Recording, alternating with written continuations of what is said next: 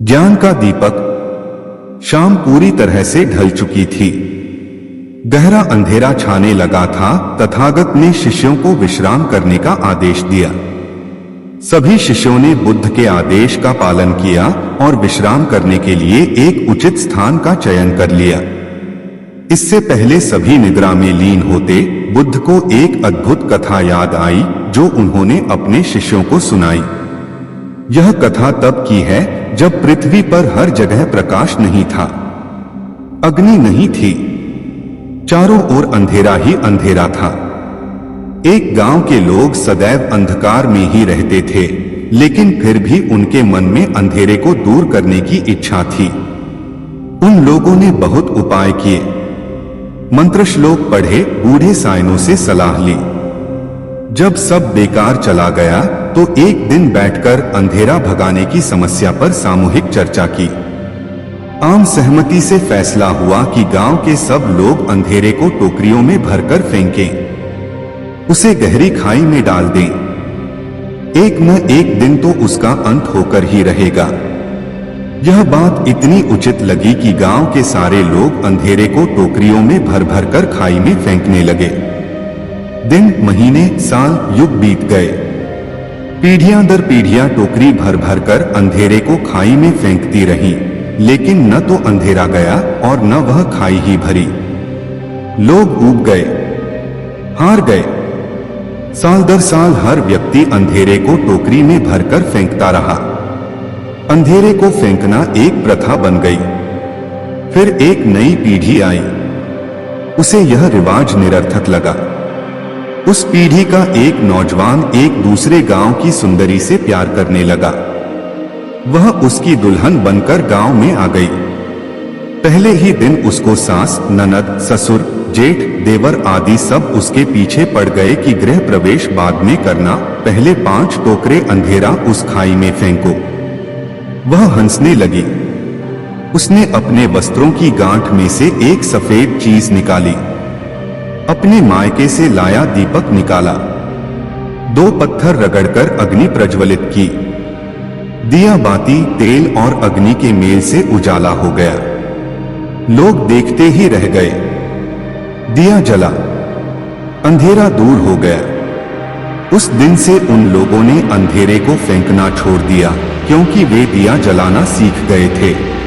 सच्चा पथ। किसी घने जंगल में गौतम बुद्ध का आश्रम था। आश्रम में उनके साथ 5 शिष्य भी रहते थे। बुद्ध प्रतिदिन अपने शिष्यों को ज्ञान की विभिन्न बातें बताया करते थे। ज्ञान की बातें सुनकर शिष्यों को यह अभिमान हो गया कि वे भी किसी महात्मा से कम नहीं हैं। शिष्य जब भी गांव या शहर में जाते तो कई दुष्ट लोग उन पर तरह तरह के ताने कसा करते और कई तरह से रिझाया व सताया भी करते। एक दिन शिष्यों ने बुद्ध से कहा, भंते, हम लोग जब भी गांव या शहर में जाते हैं तो दुष्ट लोग हमें क्यों सताते हैं? यह सुनकर बुद्ध ने मंद मंद मुस्कुराते हुए कहा, मेरे प्रिय शिष्यों, जब पौधा जमीन से निकलता है तो वह नन्हा पौधा ही कहलाता है। यदि पौधा यह सोचे कि वह एक विशाल वृक्ष है तो ऐसा सोचना उसकी सरासर मूर्खता है। यह जवाब सुनकर शिष्य बोले, भंते, हम समझे नहीं, आखिर आप कह क्या रहे हैं? बुद्ध बोले, तुम मेरे शिष्य हो, लेकिन तुम्हें इस बात का अभिमान हो गया है कि तुम किसी महात्मा से कम नहीं हो। लेकिन महात्मा बनने के लिए अभी तुम्हें सांसारिक ज्ञान की कई सीढ़ियों का सफर तय करना है। इन सीढ़ियों पर चढ़ते चढ़ते तुम्हें हितैषियों और अहित करने वाले दुष्टों के भेद का ज्ञान भी हो जाएगा। अर्थात किसी की भलाई करने पर प्रसन्न न होगे और किसी के कष्ट देने पर दुखी भी न होगे। उस समय तुम सही अर्थों में संत कहलाने के अधिकारी होगे। बाहरी जगत का मोह त्याग कर आंतरिक जगत में विचरण करने वाला व्यक्ति ही एक सच्चा संत बन सकता है। बाकी केसरिया वस्त्र धारण कर या सिर मुंडवाकर बाहरी जगत के प्रपंचों में फंसा व्यक्ति ढोंगी हो सकता है, संत नहीं। यह सुनकर शिष्यों ने अभिमान की धारणा त्याग दी और संत बनने के लिए बुद्ध के कहे अनुसार सत्पथ पर चलने लगे। लोभ का परिणाम। कभी कभी लोभ व्यक्ति को इतना अंधा बना देता है कि उसे अपने जीवन की भी परवाह नहीं रहती। ऐसी ही एक कथा सुनाते हुए भगवान बुद्ध ने अपने शिष्यों से कहा, एक बार देश में भीषण अकाल पड़ा। पशु पक्षी और मनुष्य भूखों मरने लगे। एक स्थान पर पक्षियों का एक दल रहता था। जब मरने की नौबत आ गई तो दल का राजा बोला, चलो उड़कर पहाड़ पर चलें, पहाड़ पर कुछ न कुछ खाने को मिल जाएगा। पक्षियों का दल पहाड़ की ओर उड़ चला। पहाड़ पर कुछ घास तो मिली पर अन्न नहीं मिला। पक्षियों के दल में एक लोभी भी था। एक रात उसने सोचा, पहाड़ के नीचे चलकर देखना चाहिए, शायद कहीं खाने को अनाज मिल जाए। वह पहाड़ के नीचे आ पहुंचा। सूर्योदय होने पर अन्न खोजने लगा। सहसा उसकी नजर शहर की ओर जाने वाली एक सड़क पर गई। वह यह देखकर प्रसन्न हो उठा कि वहां से कुछ बैलगाड़ियां आ रही हैं, जिन पर बोरियां लदी हुई हैं। पक्षी ने सोचा, अवश्य ये अनाजों को ही बोरियां होंगी। पेट भर खाऊंगा और इकट्ठा भी कर लूंगा। बैलगाड़ियों पर अनाजों की ही बोरियां लदी हुई थीं। पक्षी ने चोंच से बोरियों में छेद कर दिए। अनाज के बहुत से दाने सड़क पर गिर गए। पक्षी ने पेट भर दाने खाए और अपने दल में जा मिला। दल के पक्षियों ने पूछा, कहीं खाने के लिए अनाज दिखाई पड़ा? लोभी पक्षी ने कहा, अनाज तो दिखाई पड़ा था, लेकिन खाने को नहीं मिला। अनाज के पास कई शिकारी खड़े थे।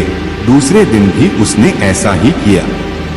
ऐसे में वह यह भूल गया कि सड़क पर दूसरी बैलगाड़ी भी आ सकती है।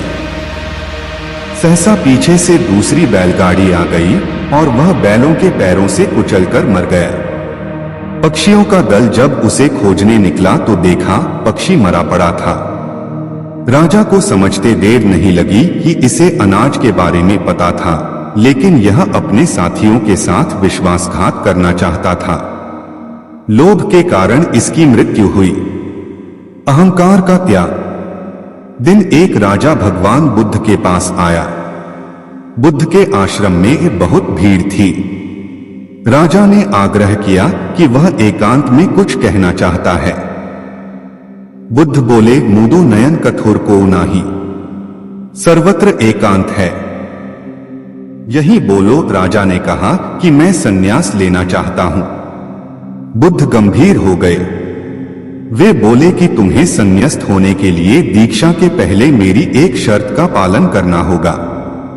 राजा ने आश्वस्त किया कि जब दीक्षा लेनी है और संन्यास्त होना है तो सब शर्तें मंजूर हैं। बुद्ध ने आदेश दिया कि अपने कपड़े उतारो, जूते उतारो, नग्न हो जाओ। अपनी राजधानी के राजमार्गों पर स्वयं को जूते मारते हुए चक्कर लगाकर आओ। राजा ने वही किया। वह नग्न होकर स्वयं को जूते मारता हुआ राजधानी की सड़कों पर दौड़ने लगा। उसके चले जाने पर शिष्यों ने बुद्ध से कहा कि जब हम दीक्षा लेने आए थे तब तो आपने ऐसी कठोर शर्त नहीं लगाई थी। आप तो स्वयं करुणावतार हैं, फिर राजा के साथ ऐसा कठोर व्यवहार क्यों? बुद्ध बोले, जब तुम लोग संन्यास लेने आए तो तुम्हारे अहंकार बहुत बड़े नहीं थे, सो तुमसे भिक्षाटन करवाकर ही काम बन गया। यह तो राजा है, इसका अहंकार बहुत बड़ा है, इसलिए महारोग की दवाई भी अधिक शक्तिशाली होती है। राजा जब इस दशा में अपने ही प्रजाजनों के सामने से गुजरेगा तो उसका अहंकार चूर चूर हो चुका होगा। राजा ने शाम तक शर्त पूरी कर ली और बुद्ध के चरणों में आकर साष्टांग हो गया। भंते, मुझे दीक्षा देकर अब तो संन्यास्त करें। बुद्ध ने राजा के सिर पर मुकुट रखा और कहा कि अब तुम्हें संन्यास लेने की जरूरत ही नहीं है। जाओ और कर्ता भाव छोड़कर साक्षी भाव से राज करो। अब तो तुम राजर्षि हो चुके हो। कर्म की महिमा। कर्म की महिमा का बखान करते हुए एक दिन महात्मा बुद्ध काश को महिमा का बखान करते हुए एक ने अपने एक बार ज्योतिषियों ने खबर दी कि 7 साल तक पानी नहीं बरसेगा। एक मामूली किसान ने हल बख्तर उठाकर घर में रख दिए कि जब वर्षा ही नहीं होगी तो फिर खेत क्या जोतना। 3 दिन घर से खाली बैठे बैठे वह ऊब गया। सोचा कि अगर 7 साल तक खेत में जुताई नहीं की तो कहीं हल बखर चलाना ही न भूल जाऊं। यह सोचकर उस किसान ने हल बखर उठाया और खेत जोतने लगा। वह खुश था कि पानी बरसे न बरसे, लेकिन मैं अपना काम करता रहूं तो कम से कम खेती का अभ्यास तो बना रहेगा। यही सोचते सोचते जब वह खेत जोत रहा था, तभी आसमान में एक बदली दिखाई दी। अभी तक ऐसी अनेक बदलियां बिना बरसे ही निकल चुकी थीं। इसलिए उस किसान ने अब बदलियों की ओर आंख उठाकर देखना भी बंद कर दिया था। लेकिन इस बदली ने तो किसान को ही पुकार लिया।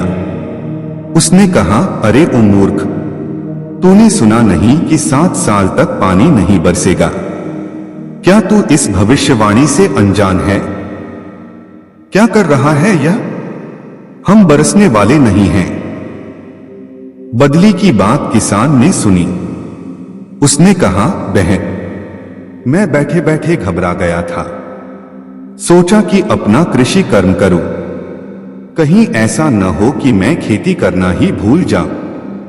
पानी बरसे या न बरसे, हल बखर चलाना तो याद रखना है। कहीं भूल न जाऊं। 7 साल में बदली चकित रह गई। किसान क्या कह रहा है? कहीं मैं भी बरसना ही न भूल जाऊं 7 साल में। बदली को लगा कि किसान ठीक कह रहा है। सबको अपना अपना काम करते रहना चाहिए, और वह बरसने लगी। अवतारों और पैगंबरों का है। तब भगवान ने कहा कि मैं तुम्हें अपनी सारी ईश्वरीय सत्ता देता हूं, उसे स्वीकार करो और मुझे असमंजस से मुक्त करो। इस पर वह व्यक्ति विनयपूर्वक बोला, मुझे आपने मनुष्य देह देकर सब कुछ तो दे दिया है, फिर मुझे क्या चाहिए? यदि आपको कुछ दिए बिना तुष्टि नहीं होती है, तो कृपया मुझे यह दे दीजिए कि मेरे द्वारा सबका हित होता रहे और मुझे उनका ज्ञान भी न रहे। कर्म से पहचान कहानी। एक राजा किसी जंगल में शिकार खेलने गया। रास्ते में उसे एक सूरदास महात्मा बैठे हुए दिखाई दिए। राजा ने उनके पास जाकर पूछा, क्यों सूरदास महोदय, इधर से कोई हिरन तो नहीं गया है? सूरदास महात्मा ने कहा, नहीं। राजा आगे बढ़ गया। थोड़ी देर बाद राजा का मंत्री आया और उसने महात्मा से पूछा, महोदय, इधर से कौन गया है? सूरदास महात्मा बोले, राजा साहब गए हैं। यह सुनकर मंत्री आगे बढ़ गया। मंत्री के पश्चात राजा का नौकर आया। उसने भी पूछा, महात्मा, क्या तुम्हें पता है कि इधर से कौन गया है? सूरदास महात्मा ने बताया, अभी राजा और उसके बाद मंत्री गया है। नौकर ने फिर पूछा, आपको यह कैसे पता कि ये राजा और मंत्री थे? सूरदास महात्मा ने बताया, उनकी बोलचाल से।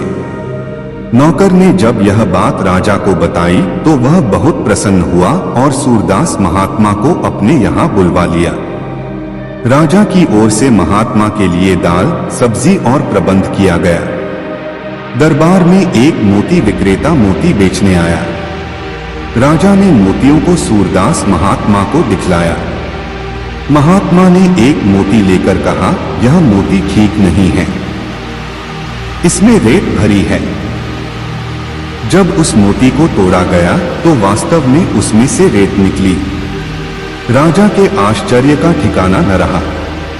राजा ने महात्मा सूरदास से पूछा, आपको यह कैसे ज्ञात हुआ? महात्मा सूरदास ने बताया, यह दूसरे मोतियों की अपेक्षा भारी था। इस पर राजा ने प्रसन्न होकर उनके भोजन में घी और बढ़ा दिया। एक बार एक अश्व विक्रेता एक अश्व को बेचने आया।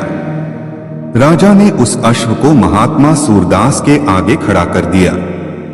महात्मा सूरदास ने बताया, इसकी बख्शी चौड़ी है, इसका कारण यह है कि यह अश्व जुड़वा पैदा हुआ होगा। वास्तव में यह बात सही थी। राजा ने अब महात्मा सूरदास के भोजन में मिठाई और बढ़ा दी।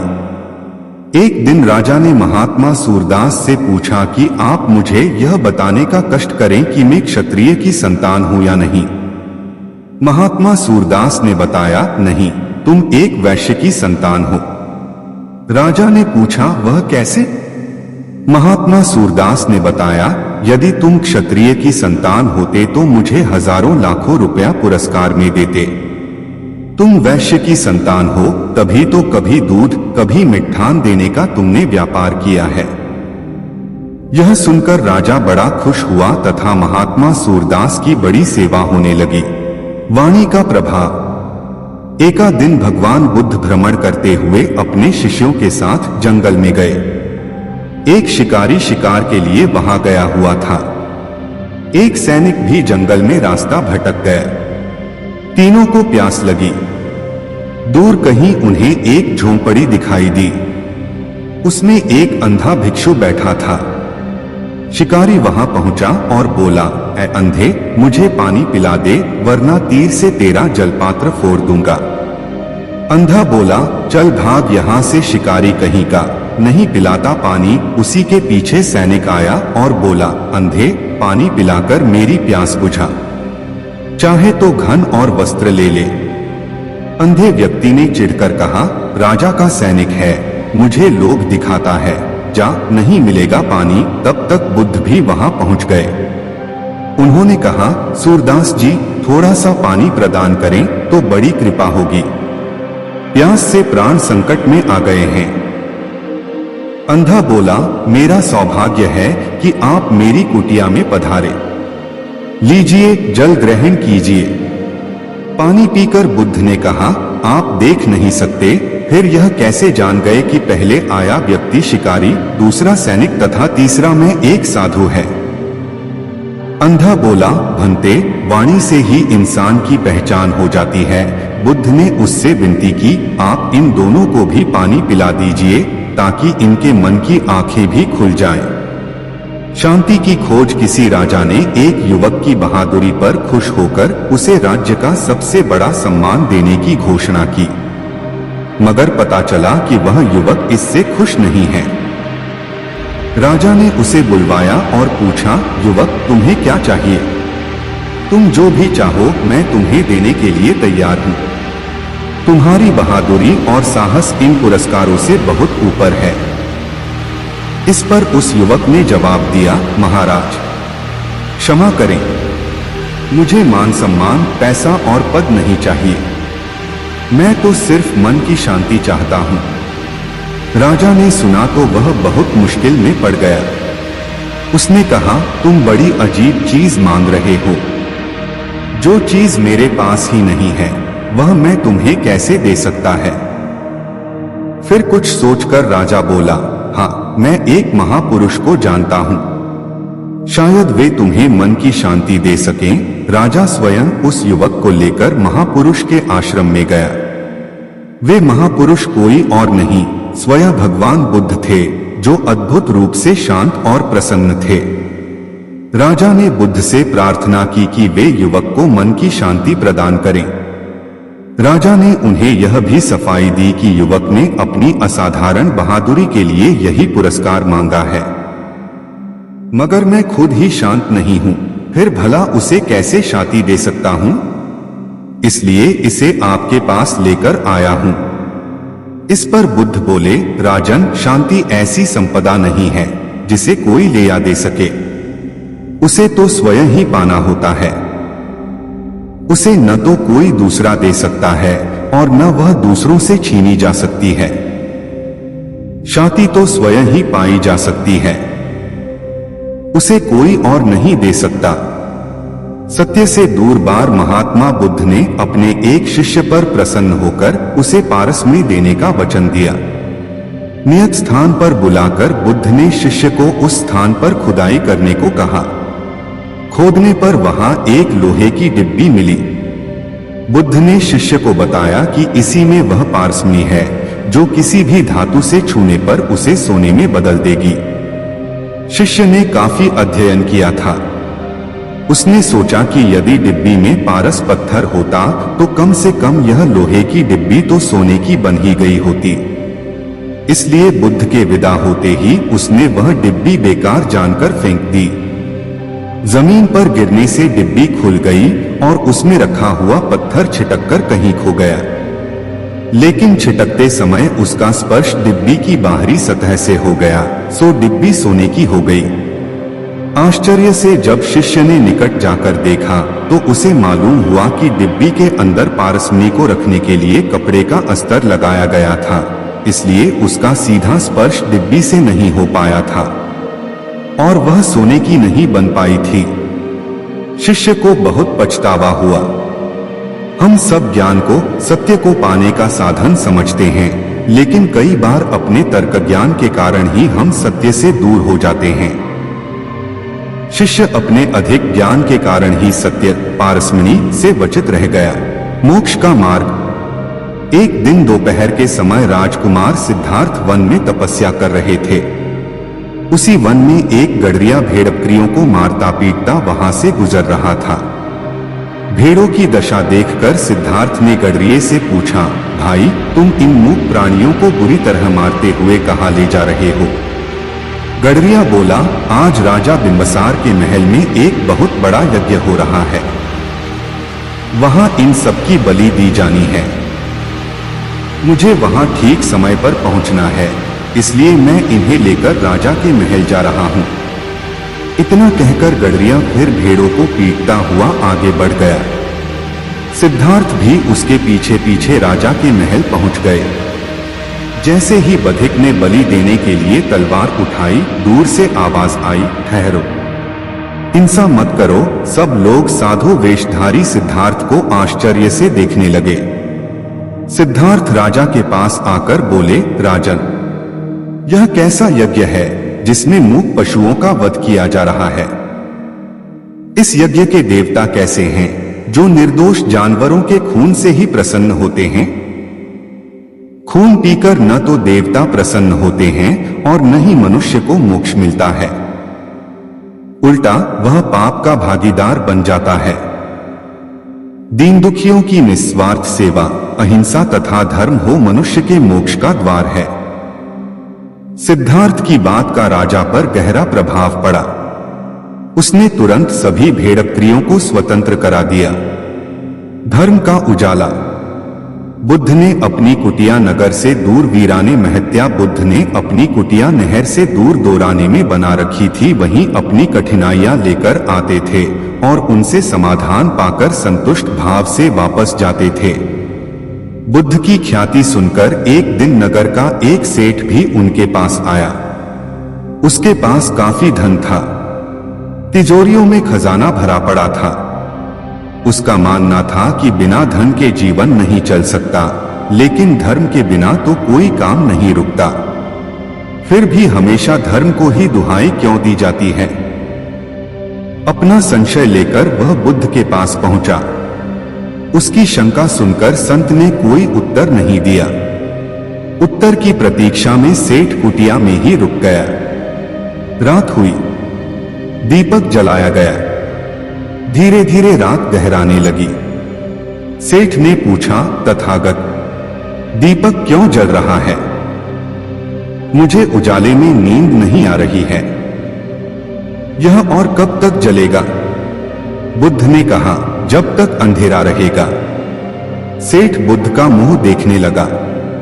तब बुद्ध ने समझाया, इस दीपक को तरह धर्म की भी इसलिए जरूरत है क्योंकि जगत में अधर्म है। जब तक अधर्म रहेगा तब तक धर्म की जरूरत बनी रहेगी।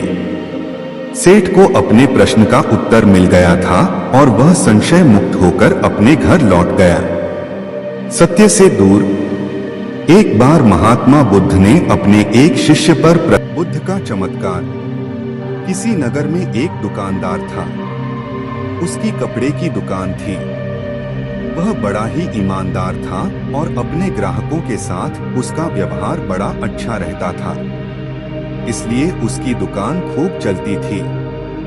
अचानक दुकानदार के सामने एक कठिनाई आ गई।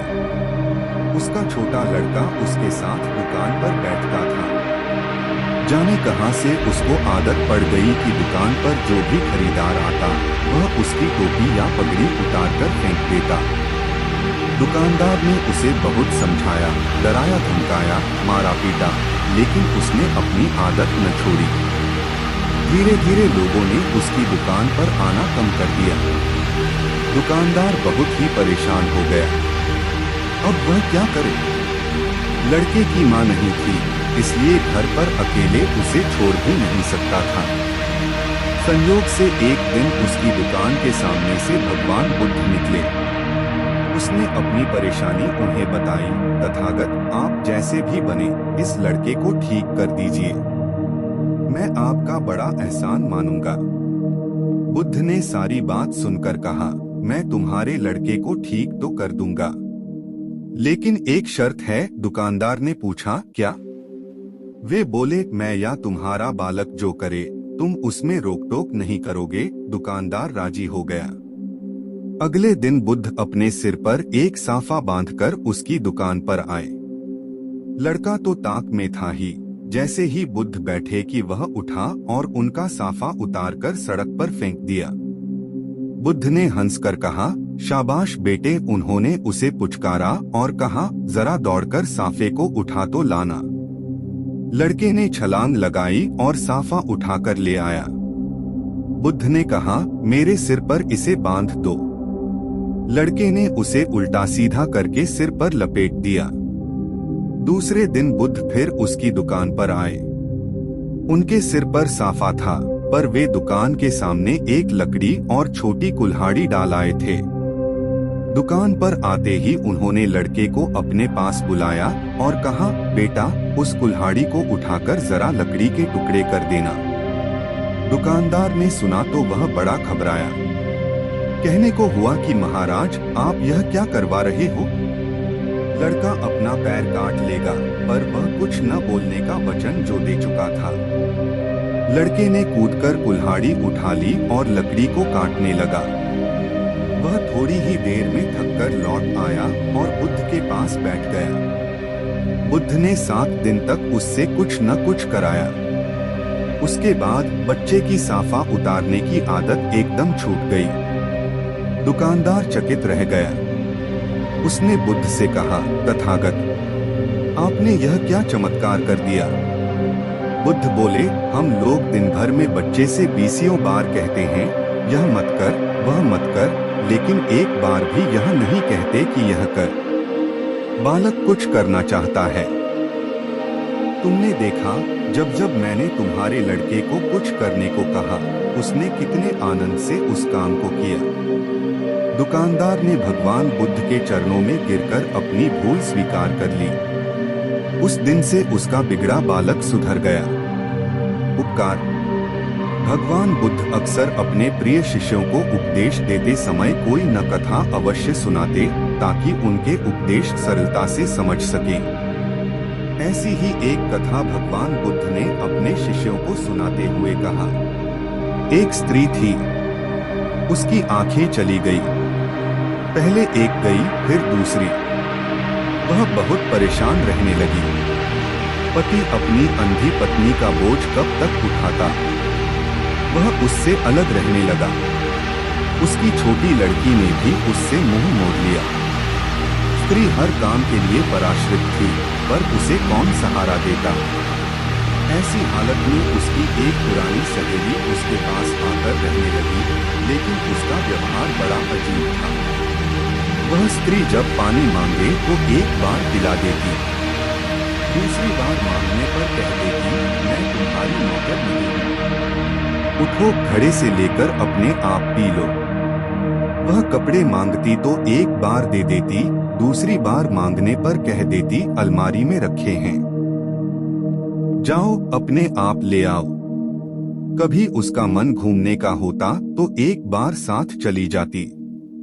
दूसरी बार जाने की बात आती तो कह देती, मुझे काम है, तुम अकेली घूम जाओ। अंधी स्त्री मन मसोस कर उठती और अपने काम करती। सच्चाई यह थी कि सहेली उसे कम प्यार नहीं करती थी और न ही काम से बचना चाहती थी। वह बार बार दया दिखाकर उसको सदा के लिए अपाहिज नहीं बनाना चाहती थी। धीरे धीरे वह स्त्री सब काम अपने आप करने लगी। उसे किसी के सहारे की जरूरत न रही।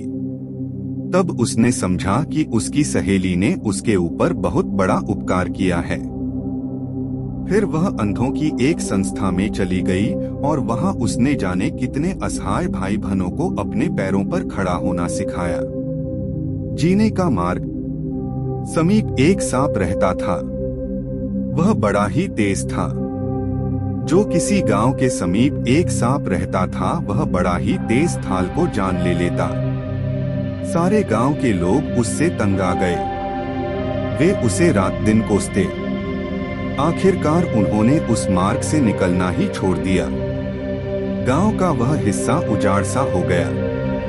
एक दिन महात्मा बुद्ध भ्रमण करते हुए उस गांव में आए। लोगों ने उस सांप के उत्पात की बात उन्हें बताई। गांव वालों की बात सुनकर बुद्ध सांप के पास गए और उसे समझाते हुए बोले, यह जन्म बार बार नहीं मिलता। ऐसा जीना किस काम का कि लोग गालियां दें? सांप ने पूछा, मैं क्या करूं? बुद्ध बोले, तुम हमला करना छोड़ दो, सबके साथ प्यार का व्यवहार करो। सांप ने उनकी बात मान ली। उस दिन से वह खुले मैदान में चुपचाप पड़ा रहता। लोगों को यह मालूम हुआ तो उनका डर धीरे धीरे दूर हो गया और वे उधर से बेधड़क आने जाने लगे। अब गांव के बच्चे वहां इकट्ठे हो जाते और उसको ईंट पत्थर मारते, उसके बदन में लकड़ी चुभोते। बेचारा सांप सब कुछ सहन कर लेता। संयोग से एक दिन पुनः महात्मा उधर से निकले। उसकी बुरी हालत देखकर वे चकित रह गए। उन्होंने पूछा, अरे तुम्हें यह क्या हो गया? सांप ने सारा हाल कह सुनाया। सुनकर बुद्ध बोले, भाई, मैंने तुझे काटने से रोका था, लेकिन फुफकारने से तो मना नहीं किया। जो अपने तेज को प्रकट नहीं करता उसे कोई जीने नहीं देता है। सांप अब भगवान बुद्ध की बात समझ चुका था। असली बात समझी। उस दिन से उसने फुफकारना शुरू कर दिया। उसकी फुफकार सुनते ही बच्चे दूर भाग जाते। अब उन्होंने उसे सताना छोड़ दिया। सांप काटना पहले ही छोड़ चुका था, इसलिए लोगों ने उससे डरना भी बंद कर दिया था। अब वे सभी चैन से रहने लगे। लालच का फल। लालब व्यक्ति में सोचने समझने की शक्ति को क्षीण कर दे। बोले और उदाहरणार्थ एक कथा सुनाने लगे।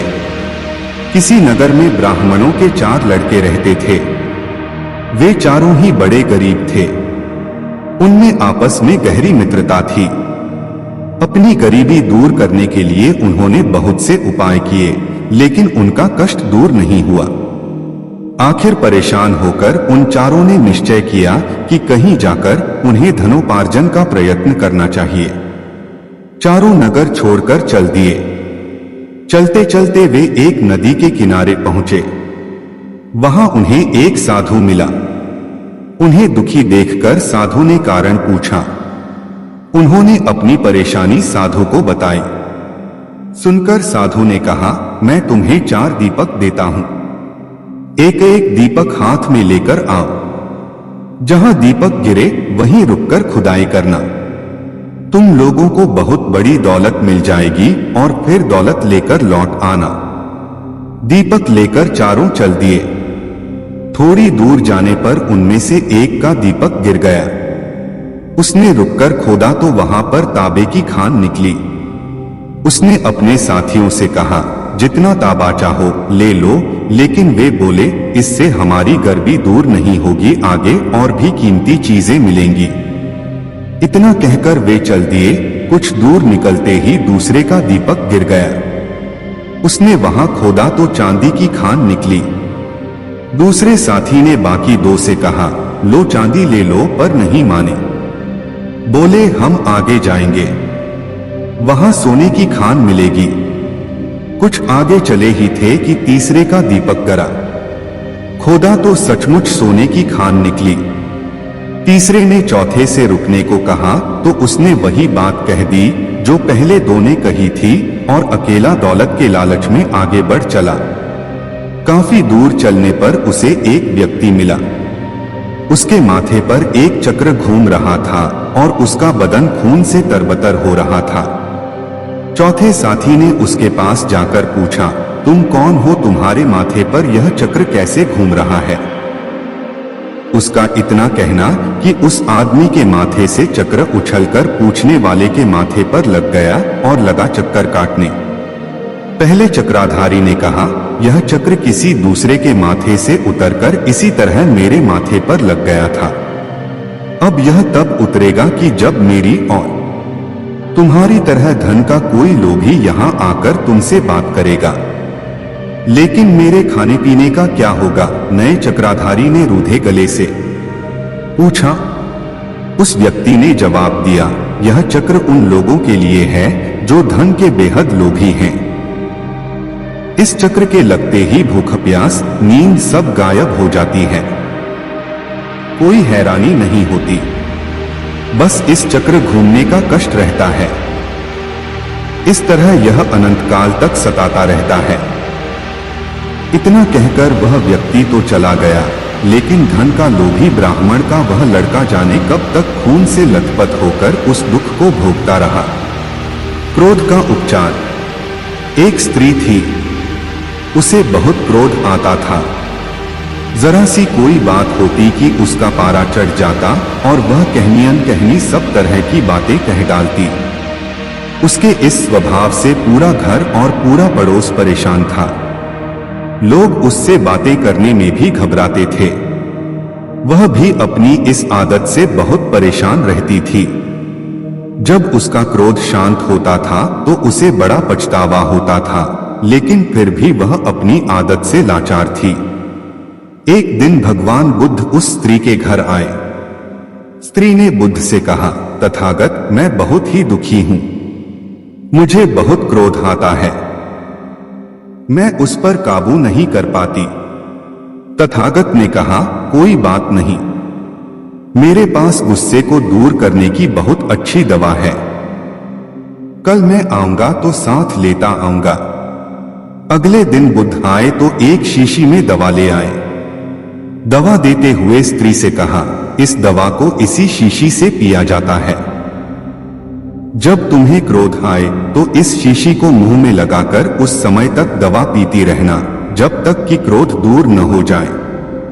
मैं 7 दिन बाद फिर आऊंगा। इतना कहकर बुद्ध चले गए।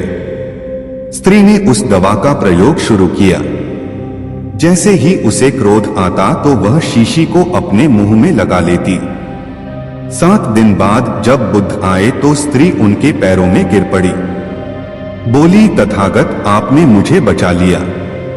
ऐसी शर्तिया दवा दी कि मेरा क्रोध जाने कहां चला गया। कृपा करके इतना बता दीजिए कि आपने कौन सी दवा दी थी।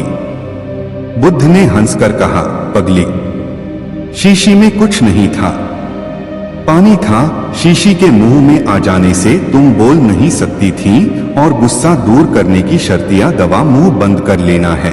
क्रोध सबसे बड़ा शत्रु। एक भगवान बुद्ध क्रोध को व्यक्ति का सबसे बड़ा शत्रु मानते थे। इसी विषय पर भगवान बुद्ध ने अपने शिष्यों को उपदेश देते हुए एक उदाहरण प्रस्तुत किया। एक पंडित जी महाराज क्रोध न करने पर उपदेश दे रहे थे। कह रहे थे, क्रोध आदमी का सबसे बड़ा दुश्मन है, उससे आदमी की बुद्धि नष्ट हो जाती है। जिस आदमी में बुद्धि नहीं रहती वह पशु बन जाता है। लोग बड़ी श्रद्धा से पंडित जी का उपदेश सुन रहे थे। पंडित जी ने आगे कहा, क्रोध चांडाल होता है, उससे हमेशा बचकर रहो। भीड़ में एक और एक जमादार बैठा था जिसे पंडित जी प्रायः सड़क पर झाड़ू लगाते हुए देखा करते थे। अपना उपदेश समाप्त करके जब पंडित जी जाने लगे तो जमादार भी हाथ जोड़कर खड़ा हो गया। लोगों की भक्ति भावना से फूले हुए पंडित भीड़ के बीच में से आगे बढ़ रहे थे। इतने में पीछे से भीड़ का रेला आया और पंडित जी गिरते गिरते बचे। इस धक्के में वे गए। फिर क्या था, उनका पारा चढ़ गया। बोले, दुष्ट, तू ये 69/167 मरा। मैं भोजन करने जा रहा था, तूने छूकर मुझे गंदा कर दिया। अब मुझ स्नान करना पड़ेगा। उन्होंने जमादार को जी भरकर गालियां दी। असल में उनको बड़े जोर की भूख लगी थी और वे जल्दी जल्दी यजमान के घर पहुंचना चाहते थे। पास में गंगा नदी थी। लाचार होकर पंडित जी उस ओर तेजी से लपके। तभी देखते हैं कि जमादार उनसे आगे आगे चला जा रहा है। पंडित जी ने कड़क कर पूछा, क्यों रे जमादार के बच्चे, तू कहां जा रहा है? जमादार ने जवाब दिया, नदी में नहाने। अभी आपने कहा था न कि क्रोध चांडाल होता है। मैं उस चांडाल को छू गया, इसलिए मुझे नहाना पड़ेगा। पंडित जी को जैसे कांट मार गया। वे आगे एक भी शब्द न कह सके और जमादार का मुंह ताकते रह गए। भगवान बुद्ध की कथा सुनकर शिष्य अपनी हंसी न रोक सके और सभी खिलखिलाकर हंस दिए। बुराई की जड़। किसी सी नगर में एक व्यक्ति रहता था। उसके आंगन में एक पौधा उग आया। कुछ दिनों बाद वह पौधा बड़ा हो गया और उस पर फल लगे। एक दिन एक फल पककर नीचे गिरा। उसे एक कुत्ते ने मुंह में दबा लिया। देखते देखते कुत्ते के प्राण निकल गए। आदमी ने सोचा, होगी कोई बात। उसका ध्यान फल की ओर नहीं गया। कुछ समय बाद पड़ोसी का लड़का आया। बढ़िया फल देखकर उसका मन ललचाया। उसने एक फल तोड़ा और जैसे ही दांत से काटा कि वह बेजान होकर गिर पड़ा। अब वह व्यक्ति समझ गया कि यह विषवृक्ष है। उसे बड़ा गुस्सा आया। उसने कुल्हाड़ी ली और वृक्ष के सारे फल काट काट कर गिरा दिए। लेकिन थोड़े दिन बाद फिर फल उग आए और इस बार पहले से भी बड़े बड़े फल लगे। उसने फिर कुल्हाड़ी उठाई और एक एक शाखा को काट डाला। न रहेगा बांस न बजेगी बांसुरी। उसने चैन की सांस ली। परंतु कुछ ही दिन बाद सारा पेड़ फिर लहलहा उठा और फलों से लद गया। आदमी ने सिर पकड़ लिया। अब वह क्या करे? वह व्यक्ति बुद्ध की शरण में गया और सारा हाल कह सुनाया। सारा हाल सुनकर बुद्ध ने कहा, तुम बड़े भोले हो। तुमने फल तोड़े, शाखाएं काटी, पर यह नहीं सोचा कि जब तक जड़ रहेगी, पेड़ रहेगा, तब तक फल आते रहेंगे। तुम चाहते हो कि इस बला से छुटकारा मिले तो इसकी जड़ को काटो। उस व्यक्ति को बोध हुआ। तब उसने समझा कि बुराई की ऊपरी काट छांट से वह नहीं मिटती, उसकी जड़ काटनी चाहिए। उसने कुल्हाड़ी लेकर पेड़ की जड़ को काट दिया और हमेशा के लिए चिंता से मुक्त हो गया। सच्चा साधु। एक व्यक्ति अकेला रहता था। एक दिन उसको विचार आया कि अकेले पूरी जिंदगी कैसे बीतेगी, किसी अनाथ बच्चे को गोद ले लिया जाए। अगले दिन वह सुबह उठा और सीधे एक अनाथालय पहुंच गया। उसने एक 8 साल के बच्चे को चुना और उसको घर ले आया। उसने उसका नाम मनसा पूर्ण रखा। वह रोज ऑफिस जाने से पहले मनसा पूर्ण के लिए खाना बनाकर रख जाता। मनसा पूर्ण बिल्कुल शांत, कम बोलने वाला था और एकांत में बैठा रहता था। इस व्यक्ति को उसके साथ रहकर कुछ आध्यात्मिक अनुभव होने लगे। कभी कोई झरना गिरने की आवाज सुनाई देती तो कभी कोई बिजली कड़कने की चमचमाहट। यह शुरू में तो डरने लगा, मगर जब मनसा पूर्ण को देखता कि वह शांत है, जैसे कुछ हुआ ही नहीं, तो यह भी चुप हो जाता। एक दिन शाम को जब यह ऑफिस से घर आया तो इसने देखा कि मनसा पूर्ण घर पर नहीं है। इसने सारे घर में देखा, घर के बाहर चारों तरफ देखा, आवाजें लगाई, मगर मनसा पूर्ण कहीं नहीं मिला। यह परेशान हो गया और उस रात बिना खाए पिए ही सो गया। अगले दिन ऑफिस चला गया, मगर वहां मन नहीं लगा। किसी तरह शाम को घर पहुंचा, यह आश लिए कि शायद मनसा पूर्ण आ गया होगा, मगर निराशा ही हाथ लगी। एक हफ्ता बीत गया, मनसा पूर्ण नहीं आया। 3 महीने बीत चुके थे। यह उदास हो चुका था कि शायद इसकी जिंदगी में अकेलापन ही है। तभी रात में किसी ने दरवाजा खटखटाया। यह उत्सुकतावश दरवाजे पर लपका और देखा कि एक साधु मनसा पूर्ण को साथ लेकर आए थे। उसने दोनों को अंदर बुलाया। साधु का आदर सत्कार कर दोनों को भोजन कराया। तब साधु ने कहा कि यह जो तुम बच्चा लाए थे यह एक सिद्ध पुरुष है। जब हमें अंतर्दृष्टि से यह अनुभव हुआ तब तक आप इनको यहाँ ला चुके थे। हमारे पूर्व गुरु महाराज ने कहा था कि आने वाले गुरु आपके अंदर दिखाई देंगे। हम उसी इंतजार में थे। जिस दिन हमें रात को अनुभव हुआ कि गुरुदेव वहां अनाथाश्रम में प्रकट हुए हैं, हम वहां गए तो पता लगा कि आप उनको यहां ले आए हैं। साधु ने उस व्यक्ति को कहा कि तुम अगर चाहो तो इन्हें गुरु रूप में स्वीकार कर सकते हो। मैं इनको इनके आश्रम दिखाने ले गया था। तुम चाहो तो हमारे साथ चल भी सकते हो। तब उस व्यक्ति को उस बच्चे के साथ बीते कुछ दिन याद आए और वह आवाजें और प्रकाश के झोंके याद आने लगे। उसको अपनी प्रसन्नता और बिना किसी कारण के आनंद का अनुभव याद आया था और इस बच्चे के जाने के बाद के दिनों की निराशा और दुख भी याद आने लगा। और जैसे ही उसने मनसा पूर्ण की तरफ देखा, उसे अपार ऊर्जा का अनुभव होने लगा जो उसके मस्तक पर चमक रही थी। उसने तुरंत मनसा पूर्ण को गुरु रूप में स्वीकार कर लिया और उनके चरण छुए, दीक्षा ली और फिर वह तीनों आश्रम के लिए चल पड़े। जिंदगी में कब बदलाव आ जाए कोई नहीं जानता। अपनी जिंदगी को साफ सुथरा रखना चाहिए। किसी भी समय आपके ऊपर किसी बुद्ध पुरुष की कृपा हो सकती है और पूरा जीवन बदल जाता है। सच्चा साधु। एक दिन एक शिष्य भगवान बुद्ध के पास गया। प्रणाम निवेदन करके बोला, भंते, मैं देश में घूमना चाहता हूं, आपके आशीर्वाद का अभिलाषी। बुद्ध ने कहा, देश में अच्छे व बुरे दोनों प्रकार के लोग हैं। बुरे लोग तुम्हारी निंदा करेंगे और गालियां देंगे, तुम्हें कैसा लगेगा? शिष्य ने उत्तर दिया, मैं समझेगा कि वे बड़े भले हैं क्योंकि उन्होंने मुझ पर धूल नहीं फेंको। बुद्ध ने कहा, यदि कुछ लोगों ने धूल भी फेंक दी और थप्पड़ भी मार दिया तो? शिष्य ने कहा, मैं उन्हें भी भला ही मानूंगा क्योंकि उन्होंने थप्पड़ ही तो मारा, डंडा तो नहीं मारा। यदि कोई डंडा मार दे तो भी मैं उसे बुरा नहीं मानूंगा क्योंकि उसने हथियार से तो नहीं मारा, शिष्य ने जवाब दिया। बुद्ध ने आगे कहा, देश में डाकू मिल सकते हैं, हो सकता है जो हथियारों से तुम्हारी खबर लें। तो क्या हुआ? शिष्य ने कहा, मैं उन्हें दयालु ही समझूंगा क्योंकि उन्होंने मुझे जीवित छोड़ दिया। बुद्ध ने कहा, वे तुम्हें मार भी तो सकते हैं। शिष्य बोला, इसके लिए मैं उनका एहसान मानूंगा।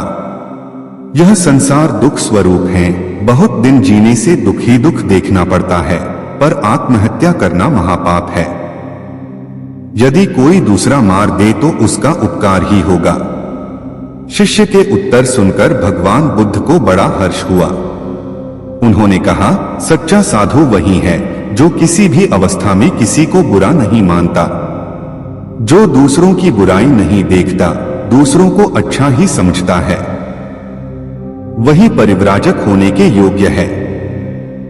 तुम जाओ और देश में खूब घूमो, पसीने की कमाई। एक नगर में एक गरीब ब्राह्मण अपनी पत्नी के साथ रहता था। वो भिक्षा मांगकर अपना जीवन गुजारता और भगवान की पूजा में लगा रहता था। वह उतनी ही भिक्षा मांगता जिससे उसके और उसके परिवार का पेट भर सके। उस नगर का राजा बहुत धनवान और ब्राह्मणों का आदर करने वाला था। राजा किसी भी ब्राह्मण को अपने महल से खाली हाथ नहीं जाने देता था। दूर दूर से ब्राह्मण राजा के पास आते और मुमांगा दान लेकर आशीर्वाद देते हुए चले जाते। एक दिन ब्राह्मण की पत्नी ने ब्राह्मण से कहा कि दूर दूर के ब्राह्मण राजा से मनचाहा दान लेकर चले जाते हैं और तुम यहाँ के यहाँ एक दिन भी राजा के पास नहीं गए। जन्म भर कंगाली कहाँ तक झेलूं? आज तुम जाओ और राजा से कुछ मांग कर लाओ। ब्राह्मण ने अपनी पत्नी को समझाते हुए कहा, तू तो बाबरी है, हमें धन की क्या जरूरत, हमें इतना तो मिल ही जाता है जिससे हम अपना पेट भर सकें, और राजा का धन अच्छा नहीं होता, वो हमें नहीं लेना चाहिए। ब्राह्मण की पत्नी जिद पर अड़ गई और बोली, मैं तुम्हारी एक भी बात सुनने वाली नहीं हूं। कब तक हम कंगाली में जीते रहेंगे? तुम तो रोज माला लेकर बैठ जाते हो, अपने बच्चों को क्या खिलाएं और क्या पहनाएं? जब बच्चे दूसरे बच्चों को पहनते, ओढ़ते और खाते पीते देखते हैं तो उनका मन भी ललचाता है। आज तुम राजा के पास जाओ, राजा बहुत भला व्यक्ति है, वो हमें जरूर मुंह मांगा दान देगा।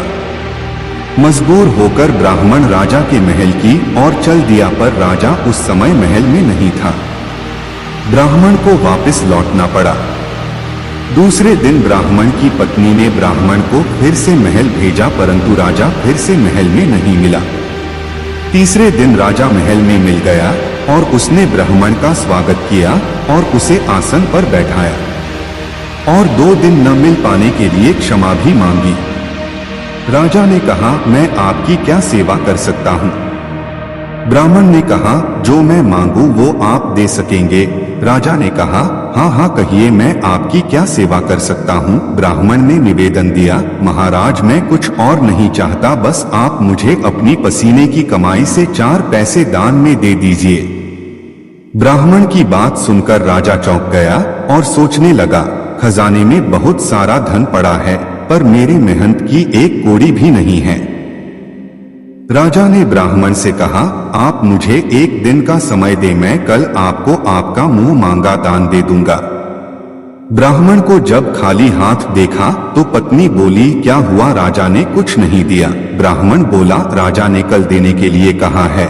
ब्राह्मण की पत्नी सोचने लगी, शायद इन्होंने बहुत सारा धन मांगा होगा और राजा को इसकी व्यवस्था करने में समय लग रहा होगा, इसीलिए कल बुलाया है। दूसरी ओर राजा ने अपने राजसी कपड़े बदलकर फटे पुराने कपड़े पहने और मजदूर जैसा भेष बना लिया।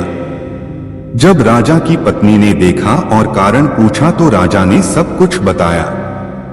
रानी बोली, मैं भी आपके साथ चलूंगी। राजा के हाँ कहने पर रानी भी पुरानी साड़ी पहनकर आ गई। इस प्रकार राजा रानी मजदूरी की तलाश में शहर निकले।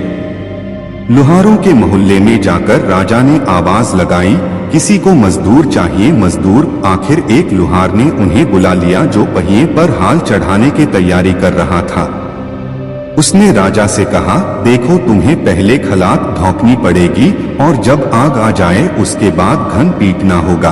फिर रानी की ओर देखकर कहा, तुम्हें कुएं से पानी लेकर होदी भरनी पड़ेगी और कोयले वाले घर से कोयला लेकर भट्टी में डालना होगा। तुम दोनों को दिन भर में 2-2 आने मिलेंगे। अगर काम पसंद हो तो बोलो, नहीं तो अपना रास्ता नापो। राजा रानी लुहार के बताए काम को करने लगे। राजा खलात धौंकने लगा पर उससे काम ठीक से नहीं हो पा रहा था। लौहार नाराज होकर राजा को ठीक से काम करने के लिए कहता। राजा जैसे तैसे अपना काम करने लगा। रानी भी कुएं से पानी भरकर लाने लगी। रानी के हाथ में फफोले पड़ गए। किसी तरह बड़ी कठिनाइयों से उसने पानी का हौज भरा। उसके बाद रानी कोयला लाकर भट्टी में डालने लगी। कोयल भरने से रानी के गोर हाथ और कपड़े काले हो गए। भट्टी में आग आने पर लुहार ने पांत भट्टी में से निकालकर पहिए पर जमाई और एक धन अपने हाथ में लेकर और एक राजा के हाथ में देकर कहा, देखो बारी बारी से धन इस पर पटकना। हाथ इधर उधर न होने पाए। राजा जोर जोर से धन पटकने लगा, लेकिन उसका निशाना ठीक नहीं बैठना था। कभी धन हाल पर गिरता तो कभी पहिए पर। मजदूरों का यह हाल देखकर लुहारिन बड़बड़ाती हुई आई और लुहार से कहने लगी, तुमने कहां से यह नौसिखिए मजदूर काम पर लगाए हैं? इनसे काम नहीं होगा। यह सस्ते मजदूर तुम्हारा सब काम बिगाड़ देंगे। राजा रानी उन दोनों की फटकार सुनने सुनने अपना काम मन लगाकर करते रहे। घन पटकते पटकते राजा का शरीर पसीने से तर हो गया और जोर जोर से सांस चलने लगी। रानी भी पानी भरते भरते और कोयला झोंकते झोंकते थककर चूर हो गई। दोनों ने पूरे दिन बहुत मेहनत की। लुहार ने राजा रानी को 2-2 पैसे दिए, जिसे वो बड़ी खुशी खुशी लेकर महल आ गए। आज उन्हें पता चला कि मेहनत की कमाई कैसी होती है। राजा ने 4 पैसे अलग रख दिए और अगले दिन ब्राह्मण को बुलाकर उसे दे दिए। ब्राह्मण राजा को आशीर्वाद देकर घर लौटा और ब्राह्मणी से कहा, लो मैं राजा के यहाँ से दक्षिणा ले आया हूँ। ब्राह्मणी खुश होकर दौड़ती हुई आई, पर जब उसने 4 पैसे देखे तो वो ठिठक कर रह गई और उन्हें दूर फेंक किया। वो जल भुनकर ब्राह्मण से बोली, तुम जैसे दरिद्र से राजा के यहाँ जाकर भी कुछ न मांगा गया, शर्म भी नहीं आती, कहकर रूठ कर चली गई और बहुत देर तक बड़बड़ करती रही। ब्राह्मण ने उन 4 पैसों का उठाकर तुलसी घर के पास रख दिए और सोचा जब ब्राह्मणी शांत हो जाएगी तो जरूरत पड़ने पर उठा लेगी। परंतु कई दिनों तक पैसे वही रखे रहे और फूल बेलपत्र ऊपर से गिरकर मिट्टी में दब गए। ब्राह्मण और ब्राह्मणी दोनों ही उन सिक्कों के बारे में भूल गए। कुछ दिनों बाद तुलसी घर में 4 पौधे उगे। चारों पौधे बहुत सुंदर थे। यह देख ब्राह्मणी रोज उनमें पानी डाल देती। 4 महीने बाद वो पौधे बड़े हो गए और उनमें फूल लगने लगे। फूल सूखने पर इनसे मोती झड़ने लगे। ब्राह्मण और ब्राह्मणी ने कभी मोती नहीं देखे थे, वो समझे कि कोई बीज है। हर रोज कई फूल झड़ते और बहुत मोती पूरे तुलसी घर में बिखर जाते। ब्राह्मणी उन मोतियों को समेट कर घर के एक कोने में डाल देती। इस तरह वहां मोतियों का ढेर लग गया।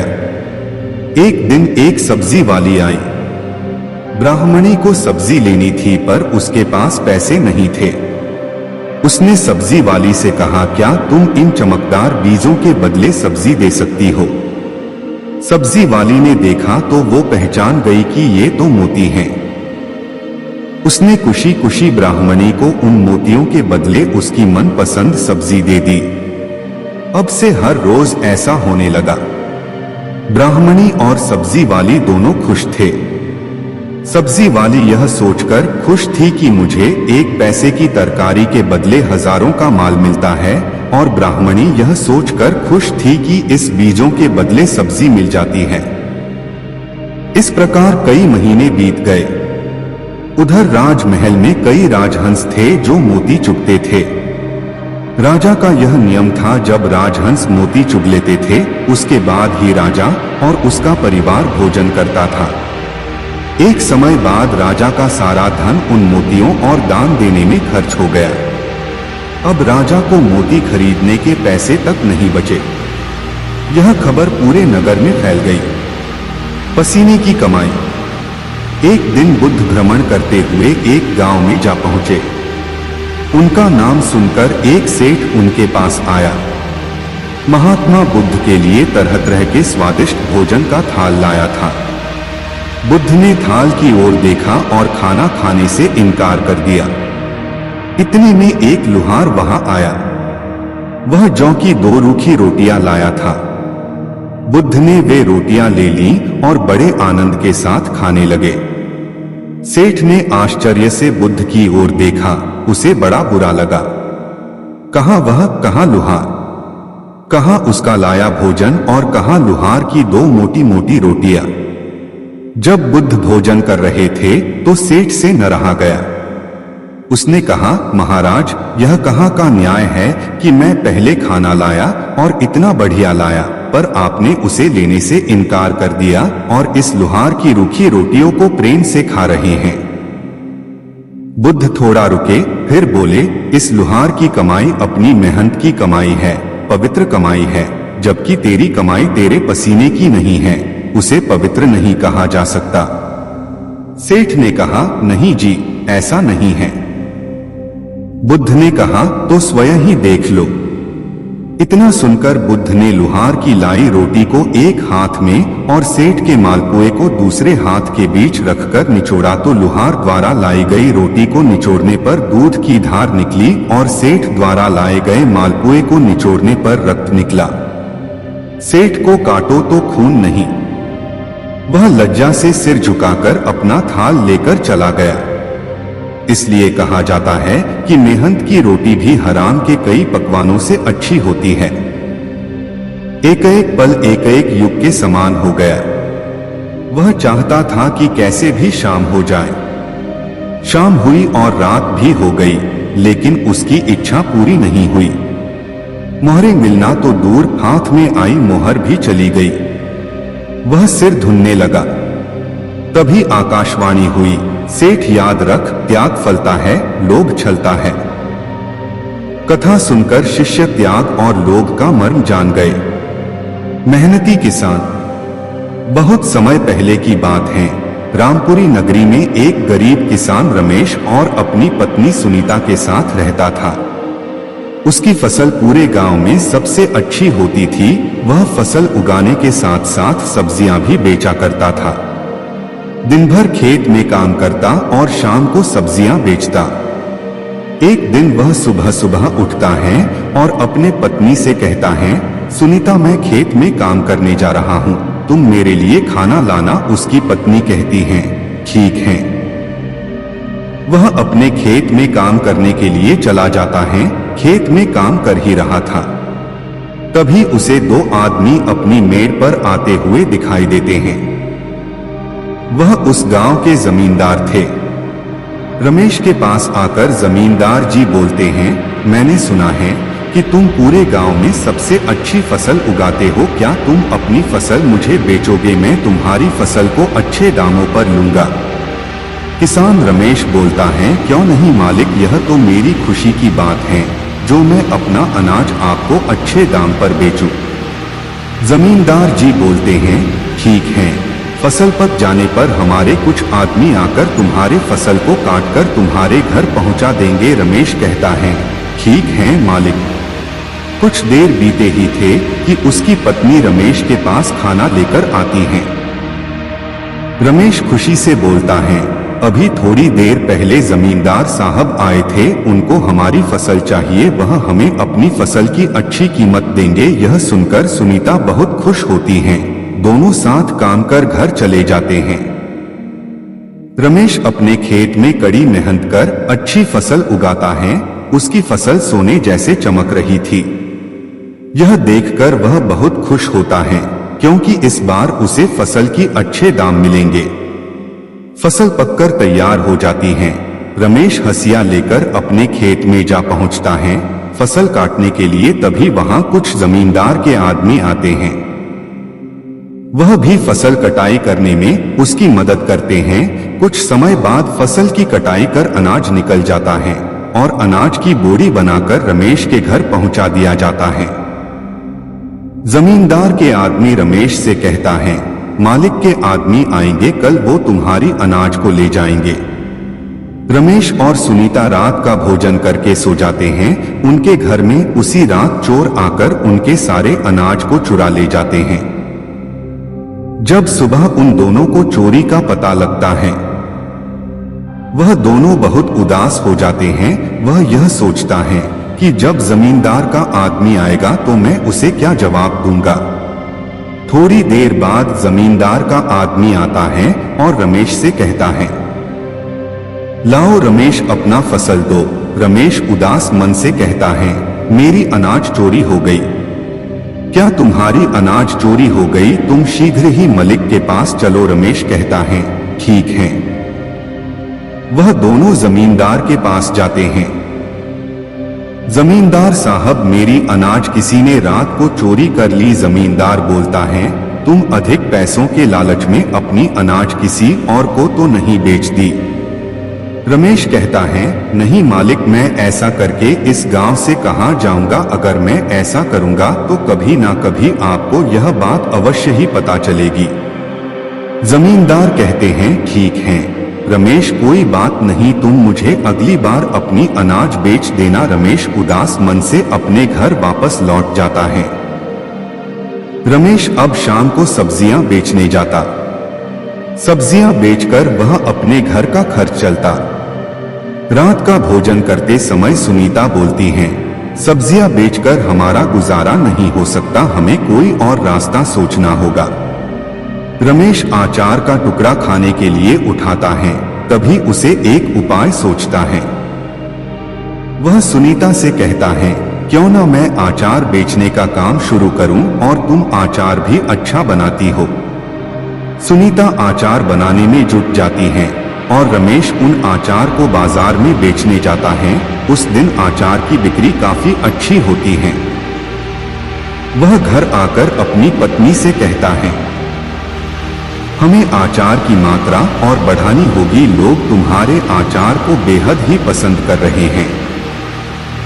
सुनीता और अधिक अचार बनती हैं। रमेश उसे बाजार में बेचता। ऐसा करते करते वह एक अचार की दुकान खोल लेता है। अब सारे गांव के लोग उसके दुकान पर अचार खरीदने आते। खुद को इतना कमजोर मत होने दो कि तुम्हें किसी के एहसान की जरूरत हो। दर्द, गम, डर जो भी है बस तेरे अंदर है। खुद के बनाए पिंजरे से निकलकर देख, तू भी एक सिकंदर है। लूट लेते हैं अपने ही, वरना गैरों को कहां पता इस दिल की दीवार कहां से कमजोर है। जिंदगी में आप कितनी बार हारे ये कोई मायने नहीं रखता, क्योंकि आप जीतने के लिए पैदा हुए हैं। जिंदगी की कठिनाइयों से भाग जाना आसान होता है। जिंदगी में हर पहलू इम्तिहान होता है। डरने वालों को नहीं मिलता कुछ जिंदगी में, लड़ने वालों के कदमों में जहान होता है। बारिश की बूंदें भले ही छोटी हों, लेकिन उनका लगातार बरसना बड़ी नदियों का बहाव बन जाता है। वैसे ही हमारे छोटे छोटे प्रयास भी जिंदगी में बड़ा परिवर्तन ला सकते हैं। अजीब दस्तूर है जमाने का, अच्छी यादें पेन ड्राइव में और बुरी यादें दिल में रखते हैं डॉट। मैं वो खेल नहीं खेलता जिसमें जीतना फिक्स हो, क्योंकि जीतने का मजा तब है जब हारने का रिस्क हो। यही जज्बा रहा तो मुश्किलों का हल भी निकलेगा। जमी बंजर हुई तो क्या वहीं से जल भी निकलेगा। ना हो मायूस ना घबरा अंधेरों से मेरे साथी, इन्हीं रातों के दामन से सुनहरा कल भी निकलेगा। डॉट पीठ हमेशा मजबूत रखनी चाहिए, क्योंकि शाबाशी और धोखा दोनों पीछे से ही मिलते हैं। डॉट जीत और हार आपकी सोच पर निर्भर करती हैं। मान लो तो हार होगी और ठान लो तो जीत होगी। डॉट जीवन में गिरना भी अच्छा है, औकात का पता चलता है। बढ़ते हैं जब हाथ उठाने को तो अपनों का पता चलता है। जीवन की सबसे बड़ी खुशी उस काम को करने में है जिसे लोग कहते हैं तुम नहीं कर सकते। जब तक आप अपनी समस्याओं एवं कठिनाइयों की वजह दूसरों को मानते हैं, तब तक आप अपनी समस्याओं एवं कठिनाइयों को मिटा नहीं सकते। जब लोग आपसे खफा होने लग जाएं, तो आप समझ लेना कि आप सही राह पर हैं। उस जगह पे हमेशा खामोश रहना जहां दो कौड़ी के लोग अपनी हैसियत के गुण गाते हैं। दुनिया की कोई परेशानी आपके साहस से बड़ी नहीं है। क्रोध के समय थोड़ा रुक जाएं और गलती के समय थोड़ा झुक जाएं, तो दुनिया की सब समस्याएं हल हो जाएगी। जिंदगी में तपिश कितनी भी हो कभी हताश मत होना, क्योंकि धूप कितनी भी तेज हो समंदर कभी सूखा नहीं करते। जब तक शिक्षा का मकसद नौकरी पाना होगा, तब तक समाज में नौकर ही पैदा होंगे, मालिक नहीं। लाखों ठोकरों के बाद भी संभालता रहूंगा, गिरकर फिर से उठूंगा और चलता रहूंगा। किसी के पैरों में गिरकर कामयाबी पाने से बेहतर है अपने पैरों पर चलकर कुछ बनने की ठान लो। पतझड़ हुए बिना पेड़ों पर नए पत्ते नहीं आते। कठिनाई और संघर्ष सहे बिना अच्छे दिन नहीं आते। अगर सफलता पानी है दोस्त, तो कभी वक्त और हालात पे रोना नहीं। मंजिल दूर ही सही पर घबराना मत दोस्तों, क्योंकि नदी कभी नहीं पूछती कि समुंदर अभी कितना दूर है।